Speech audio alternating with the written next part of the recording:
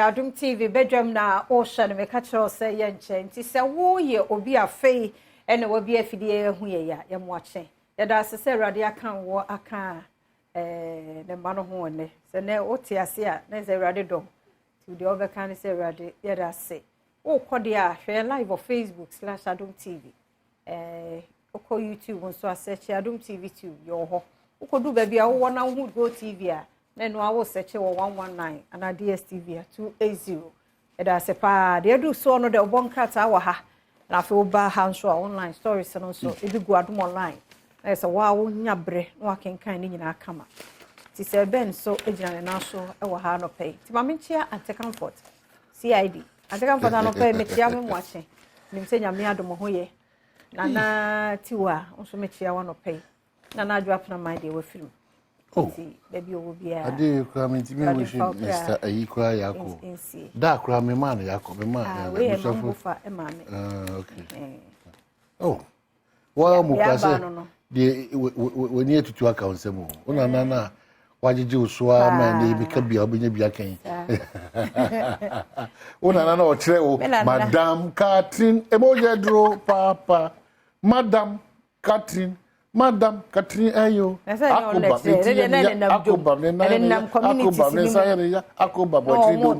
we ya dey alberto nyum na chief don't onu on TV so o sha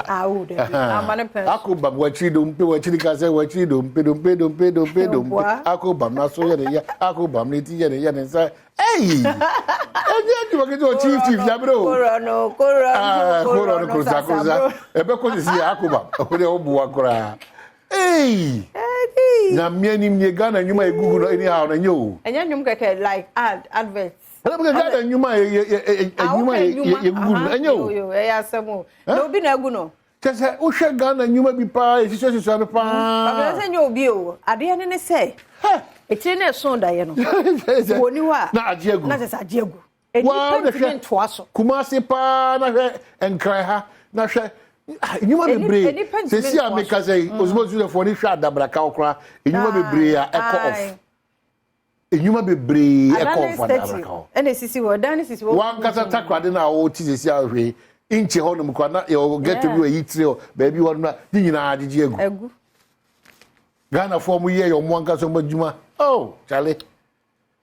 ha dwon industrial area mu ha agege egu ese enyi mu da o pa isa ese dinai ense from Bebia da is what I say. Bebia factory is na turn into a bebia it's all baby obutu anya warehouse aya sori adwuma be na wo ho afri ho a otimi say adwuma we dey hopa me si Cape Coast no mo ye kofo bia gidi mpa no mo ye seminar wo say no mo ye ayibi Cape Coast brewery factory ndi me ka be back Ghana for nyuma kama this is OTC alcoholic beverages ni mu dia dodo na akoda form ama new ones abem and dodo na akoda form hey can no suppose no and then they say radio to that from so chief with radio no more kasa kama bia ni when you soft kwache hey bo me promote Ghana and promote Ghana nyuma wodo no one is very important and no na ma cruise gina na so pampe and then February ne dey toso adunu nwotwe 28 30 days as it so this year they basically 29 the leap year hey that no more me can catch you no who kind of suppose anybody about my voice and the leave the now the woman now because I say kind our father no and the pledge no the anthem no udu we bia wo no the tell there so boom no what's home have no my motherland I pledge myself for the na we kaka kan some bobo no school no mo wa sha dan wunni wi ana wo west na se we nyine twem entwa ma ho pata wunni primary school ni nti omda so bo omda so kan ha dwen o and then mo the games I would do am replace yi sa o suppose to attend bi pay attend to ntepe no na o two titles adini so koyon so Charlie Sagro nyina ko anto ana na edi omudi ayi na baba nkura no se nkwa no ye very baby edu no ye technological world tira na me encourage ayi o suppose mo na mo ba wo sisi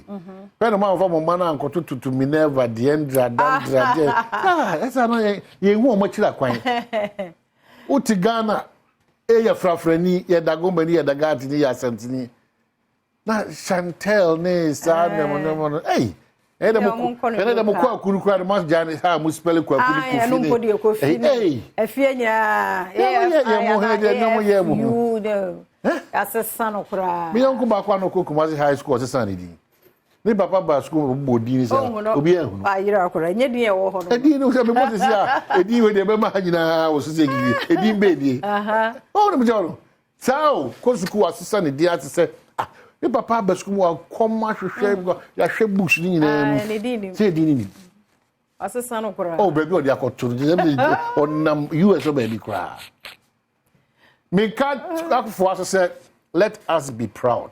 as Ghanaians ade bia no say oh you proud say oh you Ghana ni a odi ana yesu am hwe say ana obi ya American ni ana Ghana ni kura ko nya American citizenship ai do mo kire odi a hwekeke Asim said, Nadia say Yakura contum because Bodua American citizens, all other nationals, Musas, aye. Ana real. Oh, Bassa Ghana, so as one we view. Timisramu, last me who be a proud Ghanaian. And here. So don't my now to say, oh, you're Ghana ni mapa. Nyoma Emma Ghana ain't me more brapano, but you're welcome. But say, Ebegu we na ye ni dey autopilot there. And we should not expect anything better to come to this country. So let us be proud Ghanaians. We are proud Ghanaian. Na okona ketwa na won o brighten sa akona no. Do you teach any a? On trad there with the mindset na we cry me penta cry ko Canada we dey na 2 + 2 million na nko 212 2 from Monday to Friday teaching there also you don't love the country, you don't love yourself. O mind that na one kase wa ka wa wo say no. We are getting so a. Obi kase o to tamelo na say pay. Na o te ne kai mu ntino. O yi wani fast. O yi de ni iska mo na baby apro nko an wasasa ma no. Tomato sa. Why? But minim ye nyina ya dwere no say de esi ye no. Yeah, they must say na one we are man so we are corrupt or we are yeah the crowd e kun yeah na tie china yes yeah kun it is here what pan here dey search remember ya adwene mu dia obi anya pan ni bi adwuma bi obi aye bia na shoemaker kure bu di embiem yetela fo no dodo na anka ne kure opoti ade no be pama wi oda ne ho no ato atwere baadi o ka akosi fitam a wan koye ne ntem a o metutu cars ne pass nyina aton wo say twa no ho aba say twa no ho say ka jo say we say ka no kro oba say wa fix wa nya de kro ni enti wo de ko wo di pie free wa say wa ya mo bi wo de ko a day or two now the kwa o say charge o me is the same problem one solve it. So me seremo obi ye adwanama nipa doma be dia tomatoes are pro ni me kwa pro ene na ma moa wo mu no no awo mu no ade na wo no ye didi o ya o de ayi o ma be di bi o wo fa be di bi so wa be di bi o so ma ye de yo ye kana mu ntia e nyina be kwa ntia de because the cost no atra beyond careful to say ya nyire ye ho anchi na nyina wa o say say o di ko ties nyina no na de na o tie ni nyina no epiepie it's also be addition nyame ne bonsam ntino o tie ko pai de nipa hwere ne nkwa yesi we de bonsam bosumi na na yesi no and yesa de be she Easter biem de ya nyini yesa de be she Easter biem oti obi aje under a cover movement o so na pa Ghana for adwene nyina no cutting corners to make it in life yeni kwan bia ye nyina ya fa so a ufri a Ghana ni afia man kwari so free a obeko b ofri b a obeko c oyere ne ho ye we a anumunyam we beba abasobo de da bia obi ani format bia o man ne format bia ni ho me kosa ti anope obe he de be ekufu ado ka minority free ekufu ado minority je de beba ya je de beba the whole Ghana free na kusi me da enyina eni hwie the more mind gina etumpon manipa ho hye awtoso ne enkranhye no sa conversation na ayera the fa pomuden ho the fa adisua ho the fa yakwan ho ayampia to nko a na omaya etimi ekontokwa ewo ekwan a enye kwan bia me na me Kumasi road kosi ha there be no na ye Professor Moses ba kwana ofred je Kufuor kan and omo je ye kasa nsu no mfia duase chini Accra Kumasi road no ye wieye eti wudi na basa we beso so a na no aye dare ena we twiwe na we twiwe can you imagine ya nyabre na wo ho otato kofo beche bi hey ye wo wa omo mo te omo nue wate obreni kai di kukuru na o say adwuma no ya menim de ya neti ya na kotu baby ne ya say twamfinfin bi agya ne akoto so o baby say finfin say be 10 years ebi ne Kumasi how many years ni beche bi o say ho ayesra mo penifo mo mra because hey, why you so congested so food tro not say mo fa so nyame bibia na me ke na dia utafa suku yi so kwache piero ni fie ba ko wo kwabenya ho to hotel really go inside who really go inside afia na hu kwada dodo a se benya kwada university kwada kwada mu fa chere hu nipa dodo a onu be free suku pom aba abonten on ba beda fie adwuma bi enu no one say ye hwehwe dachi for confusion ni o ye de sakasaka because ebi mo ho mu nya adwuma I'm telling you na party be ko obi abenya backlog of nurses into omuka wo and o kasa PMP before say the NDC for jawa no mu ntua e no buy on betua so mo so de na ese we betu it is a na teacher mine no ene due pa o man obitimi ye adwuma mana ketu kam 8 months 6 months yes ye process let me ko adwuma no ba no ko adwuma no ba DC phone MC phone no market yakam na mo yese na be de na ne nukuredie no kwa etime di mo awie peyo obewie uzisi a because o man na hye ne ho for krono ene keta hye ya hye ye ho for that serious mpanifo mo na ya hye for that nipa bre ya hye for that hu obi animu a yes we muna by nature o pressure ya hye for that because the obedie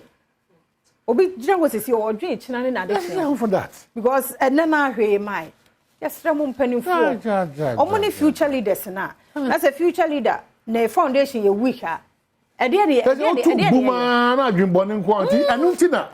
obi ye yie kakra bi o man na ani bre ne ahoya na eba no so saa wo adwumam wo abusuam wo aba adwuma bi ankra adwuma bi wo bonze wo yie no na sofo ka chi kra ka but sofo ka chi si okoware eno kra na problem for ebinum because obi have gathered sika for almost 25 years otimi mu ano so de koware nde say awasem and then branch do na so bank bosia na akatu 8 and was ada kwaje bosia 15,000 ye 6 years or 5 years it dey bia da or the na on na no ye calculations kasa it owu kura say wakodi ni e wa lisa aye 220 series a obo so dua kansa makase because o pesa sika dey o pe dia dia nti samu ye niema ye nhihye nyina ye no bia ye comfortable zona e dey pa ni besi na fia dia na open na dia na me pe dia na aye PR open na obi a giri se ye ko hospital e se nyoma mu da ofan duro empa doctor for ho atomo omo hwe yie na nya se obekwa akodu no ya ma odi se it say me ni PR ko hospital a oni se se mu ne be hwe me agya PR if say frame o man ni community it o man ni community so ni ayi baomi anajo mama ku she hospital a ye be hwe o boy because o mu ni na o man ye ko ne sa ne de bibia ya koye obi a unim no na obi fraga say you see akwanya bia by immigration na you see whom you know now me who do I know oh your mind who do I know I didn't want to encourage the person because say you kasa chiro say unim obi dia so what you say unya ba bi nyina dia we na time na shukra ne yanko nti 2024 so na ho say no ablaka takes on na kufa for wanka me pe ho say no na se na ya kasi be kan man dia but na ebi nso hu hia say in attention to say especially we go far from Manchester Eastern region kakra no o man no ye hu ko di mu yi ti na say etimi di hu nkomo kakra it's very very important ebi so na we na escape well ebi so na sanity dia fine nti bibia ni ho dia run us through the program then they say ye do so no ye wie pe Professor Ike Wala say ba dia gudie mu nsam oba health tips no so ewo mu den na wotwi chest pain si pain bi enye normal mentina ho mfa ni agro se bia bre na wabre enye normal ko hospital na no achi so ahosepe beba sister Sunday be a guy na ye de pese mu so abramo na fe dwumadi nkomo bi so insider eno so ye de beka ho ye da se so ogebreshe o man ne kwabna sante afia amankwa atamaklo ye kono a Professor Ike Wallace atwaso